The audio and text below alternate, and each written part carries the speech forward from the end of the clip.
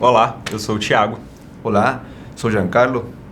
Somos residentes de hemodinâmica do INCOR e hoje, dando sequência às nossas aulas do Triple Y, a gente vai falar de cineangiocoronariografia normal. Para orientar a nossa conversa, a gente dividiu em alguns tópicos e inicialmente a gente vai entender como que o exame é feito. Então, o paciente é posicionado debaixo desse arco que vai ser responsável pela aquisição das imagens e ele vai girar tanto no sentido lateral do paciente, quanto também nas direções cranial e caudal do paciente para filmar as estruturas sob diversas óticas. Aqui, para vocês, a gente traz já a primeira dica, né, da nossa conversa, que são os referenciais anatômicos que vão identificar as projeções do exame.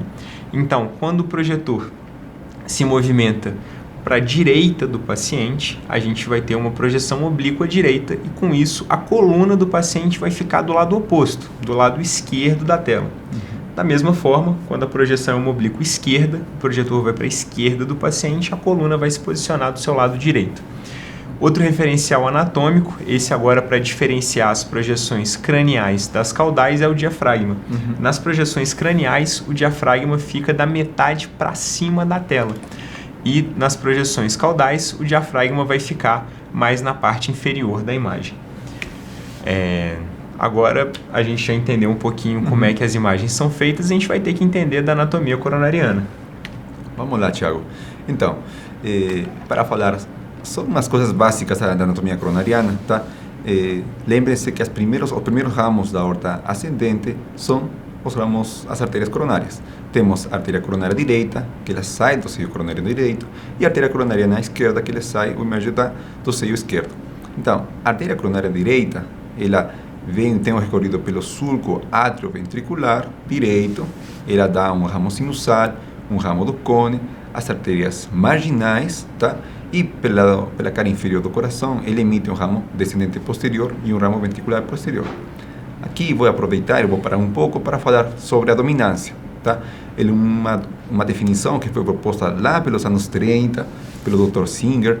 Ele propôs que é chamada de dominância quando ele emite o ramo descendente posterior e atinge a cruz cordis, como a gente está conseguindo ver nessa imagem, tá? Que é 80-85% dos casos. E a dominância esquerda se chama quando a artéria circunflexa, a CX, ele emite a descendente posterior e atinge a cruz cordis. Chama-se de dominância ou codominância, tá? Ou dominância balanceada, quando essa artéria emite a descendente posterior, mas não consegue atingir a cruz cordis. Em quantificação, a gente já falou um pouco sobre a coronária direita. Vamos pela coronária esquerda. Ela sai pelo seio coronário esquerdo, tá? Ela tem um tronco coronário esquerdo que tem uma longitude de entre 8 e 15 milímetros. Ele emite a descendente anterior, que ele irriga, como a gente vê nessa imagem de tomada polar, tá? A parede anterior, tanto no segmento basal, meio e anterior, e apical e anteroseptal. Emite os ramos septais, que ele irriga os dois terços anteriores do septo ventricular, tá? E os ramos diagonais, que vai para o lado lateral. E a outra artéria que ele emite, que o tronco emite, a artéria CX, que tem recorrido pelo sulco atrioventricular esquerdo, e ele emite os ramos marginais obtusos, tá? A irrigação dela, principalmente na cara anterolateral do coração. Não? Agora, Thiago, depois eu vou falar sobre o fluxo TIMI, que ele foi proposto lá pelos anos 80, um estudo bem famoso, bem conhecido por todos nós, que é o trombólise no infarto do miocárdio, tá? Ele avaliou a reperfusão das artérias coronárias após trombólise, após 90 minutos de trombólise. Ele é TIMI 0, tá? Quando não tem ausência de fluxo, e TIMI 3 quando a perfusão é completa. A principal diferença entre TIMI 1 e TIMI 2, tá? Vai ser enquanto vocês veem aqui um relógio no meio, e aqui, quando ele injeta contraste, ela tem uma penetração sem perfusão, tá? O contraste ultrapassa a área de obstrução, mas não consegue opacificar todo o leito coronariano. E aqui no TIMI 2 tem uma perfusão parcial, o contraste atravessa a obstrução e opacifica o leito coronariano distal, a obstrução, porém com velocidade reduzida em relação aos leitos saídos e sem blush esperado, né?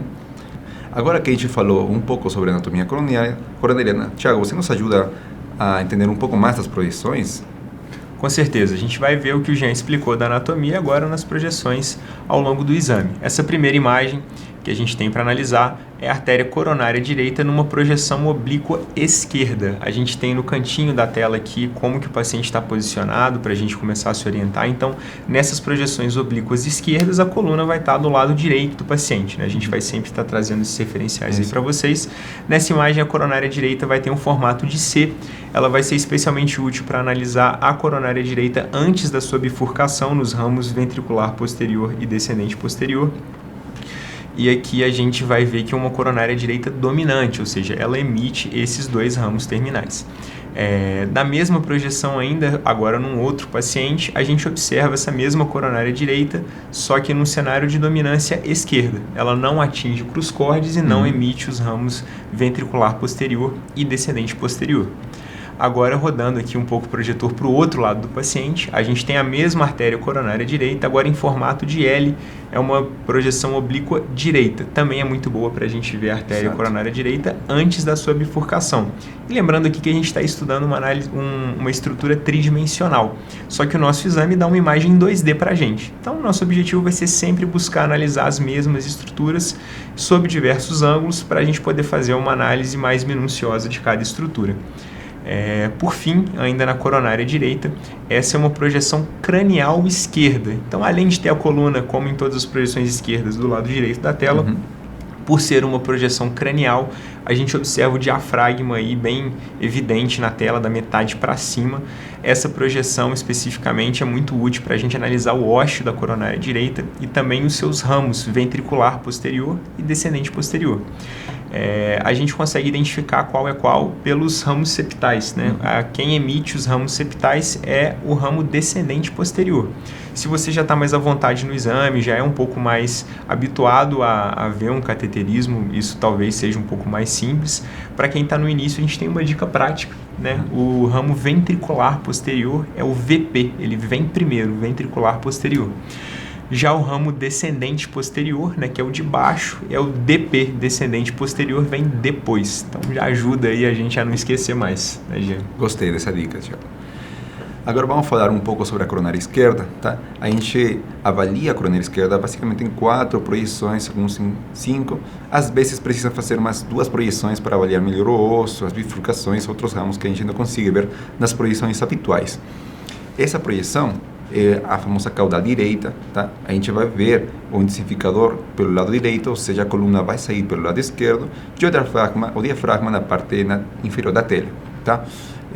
Essa projeção é boa para avaliar o ósseo tanto da CX como da DA e o tronco da coronária esquerda.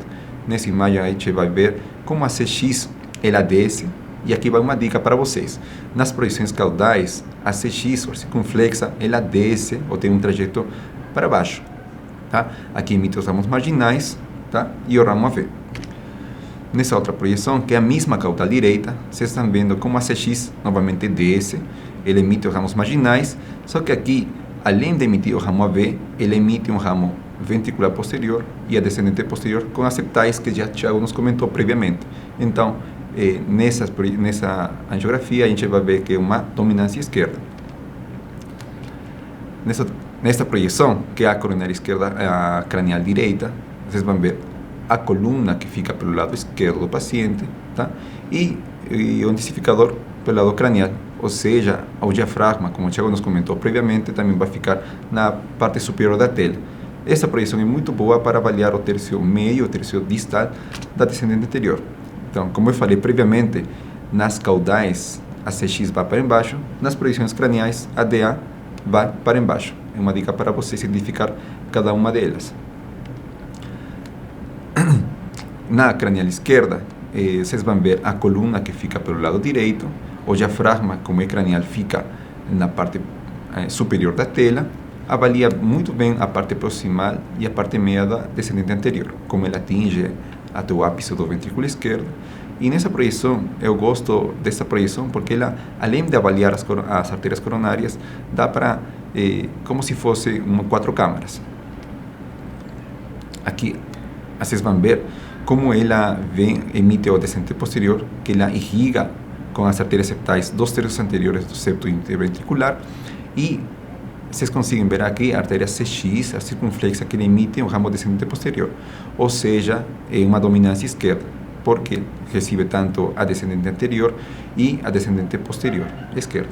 Bom, por fim, essa última projeção, que é a famosa Spider, que tem uma conformação da aranha, ele avalia muito bem o ósseo do tronco coronário esquerdo, o ósseo da CX e o ósseo da descendente anterior. Essa projeção Spider é uma caudal esquerda, a coluna fica para o lado direito e o diafragma fica na tela inferior. Então, acabamos de estudar as coronárias, podemos finalizar o exame?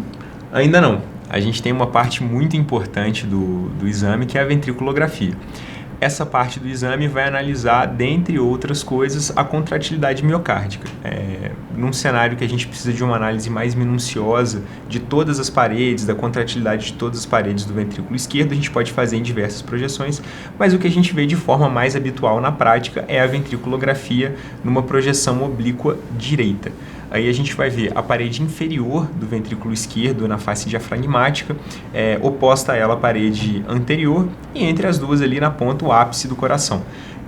Além de trazer para a gente essa informação da contratilidade miocárdica, a gente consegue extrair outras informações aí da ventriculografia. A gente consegue avaliar a competência da válvula mitral.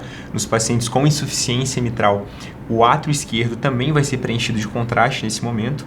Além disso, a gente consegue avaliar a presença de trombos na cavidade do ventrículo esquerdo. A ventriculografia é especialmente importante no cenário de síndrome coronária aguda.